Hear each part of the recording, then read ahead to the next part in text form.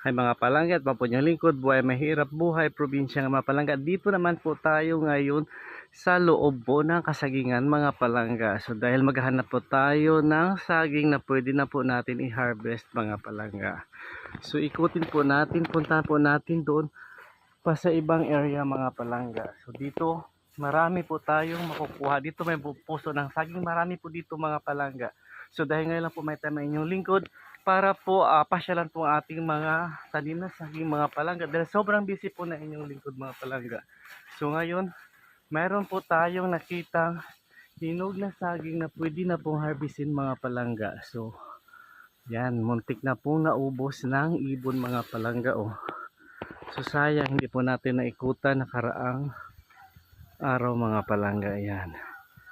So dito maraming puso din ng saging mga palangga oh. So yun mga palangga. So doon oh, mababa lang po siya mga palangga.